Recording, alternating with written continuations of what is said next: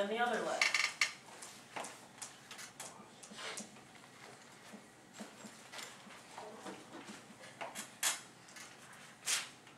The length of the hypotenuse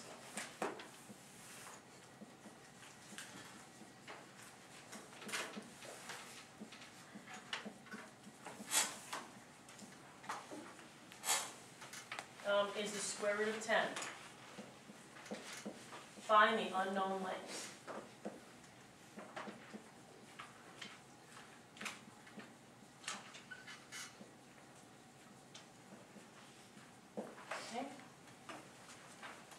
Okay. The first thing we need to do, class, is we need to figure out what am I going to represent these side lengths as in terms of expressions. Okay? The first thing I want to do, though, is just draw myself a little triangle and see what am I looking at. So I'm just going to draw myself a triangle. Okay? I don't have to have it, obviously, to scale, but I'm just going to give myself a little idea of what I'm looking at. Okay, it says a right triangle has one leg 2 inches longer than the other. Okay? That means that one leg is 2 inches longer than the other. But so the shortest leg I want to represent as a variable. Okay? Let's put that down. Let something equal the length of the shorter leg. Guys, what's a variable for me to use? Just for the length of the shorter leg. X? That makes sense? Okay, let's let X equals the length of the shorter leg. Just X. So, guys, which one looks like this might be the shorter leg, the vertical or the horizontal side? The horizontal. So let's represent that as just being X. X inches long. Okay? Well, what would the longer leg then be represented as? If I'm letting the X be the shorter leg, and the longer leg is 2 inches longer than that, how would I represent that expression? 2 what? Not 2 squared. 2 inches longer. If something was 10 inches long, what would the other one be? It was 2 inches longer. So what are you doing to the 10? You're adding 2, right?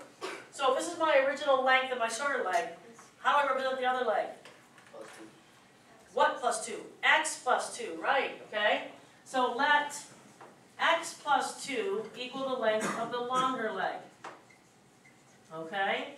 So if I said to you something that's 5 inches longer, you say X plus 5. Or if it was 5 times as long, you'd say 5X. So pay attention to what they're asking you to do. So this other leg, guys, I'm going to represent as the expression X plus 2. What am I actually giving you? The length of the what? What's given you up here? The length of the what side? It's right in the problem. The length of the what? Is what?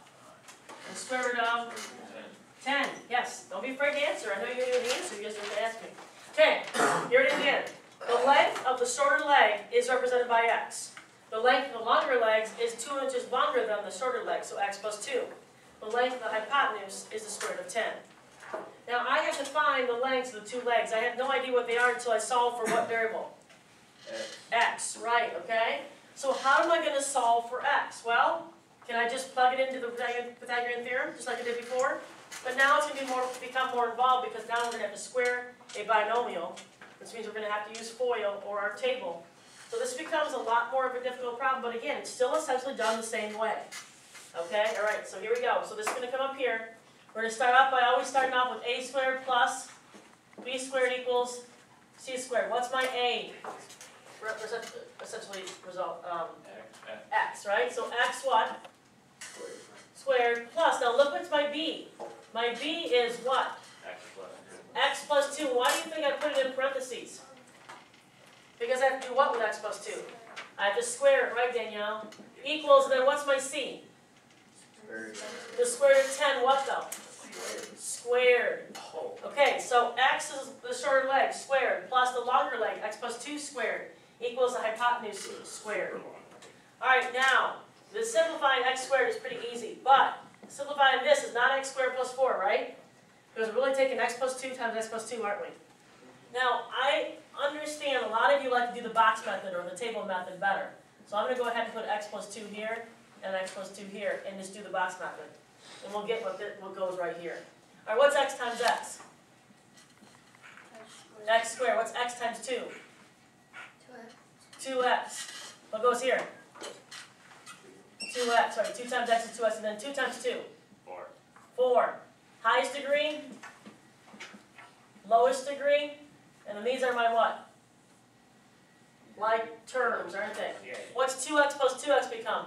4x. 4x plus 4. So x plus 2 times x plus 2 is x squared plus 4x plus 4. That goes right here.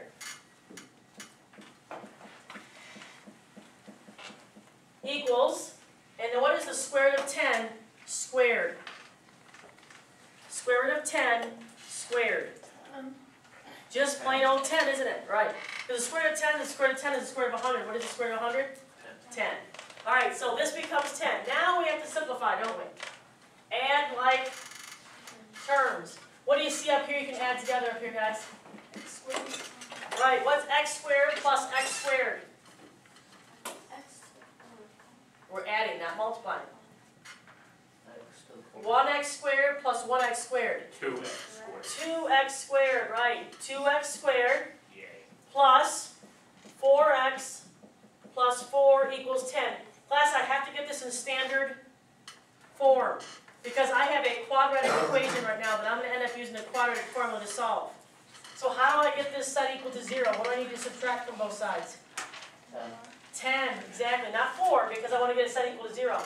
I'm going to subtract 10 from this side, and I'm going to subtract 10 from this side, and I'm going to get this equation in standard form to use the quadratic formula to solve it. 2x squared plus 4x minus 6 equals 0. Now I have my equation set equal to 0 in standard form. Now I can identify A, B, and C and use the quadratic formula to solve it. By the way, guys, could I use the AC method if I wanted to factor this using the AC method? I could because of the quadratic equation, but what's the nice thing for me to be, the nice thing about the quadratic formula, it's always my fall safe. I know that I can go back and use the quadratic formula to solve any quadratic equation. We could factor this if we wanted to, but I think it's easier just to use the quadratic formula. Alright, so now let's go ahead and use the quadratic formula. I told you this was going to be the longest one of all of our examples today. Alright, so x equals the opposite of b plus or minus the square root of b squared minus 4ac all over 2a. Okay? So now, what's a, by the way? A is what? A is 2. What's b, class? 4. 4 and c? Negative 6. A, b, c.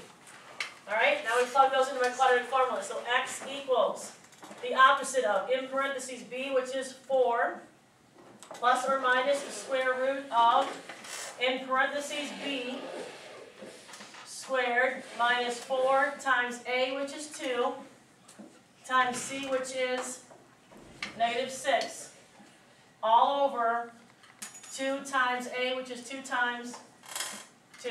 So all it was a matter of plugging in a, b, and c into my quadratic formula. And now let's simplify to get our answers for x. X equals, what's the opposite of 4? Negative 4. Plus or minus the square root of, oops, I'm sorry, apologize. What's 4 squared? 16 minus 4 times 2 is 8. 8 times negative 6 is negative 48. What happens when we subtract a negative? It becomes what? A positive. Good. And it tells me that under the radical is going to be a positive number, which means I'm going to get 2 solutions. What's 2 times 2? 4. Good. X equals the opposite, or negative 4, plus or minus the square root of 16 plus 48 is 64. And we're almost done. We just got to, what does the square root of 64 become, guys? 8. So our answers will be x equals negative 4 plus or minus 8 divided by 4. So our 2 answers are going to be represented by negative 4 plus 8. Get that answer divided by 4. And x equals negative 4 minus 8 divided by 4. And you get your 2 answers. What's negative 4 plus 8? Negative 4.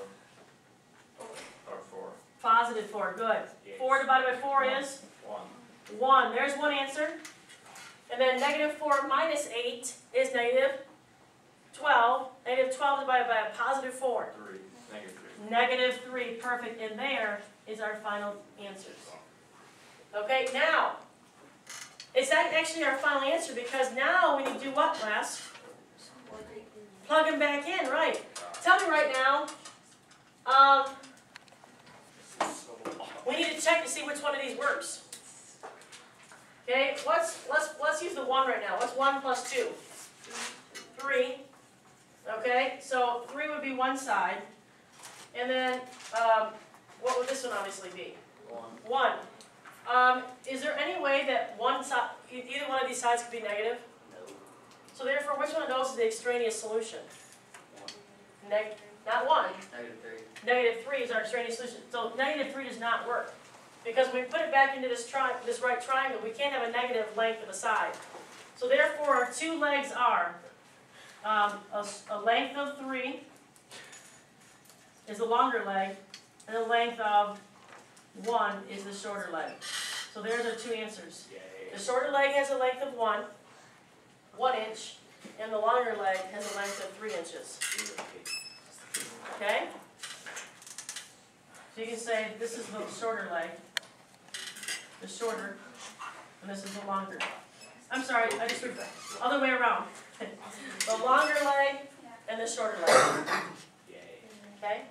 Alright, now that was a harder one, but again, we essentially did exactly the same thing as Pythagorean theorem. It's just a longer way of doing it because of all the other information that we're given. Alright?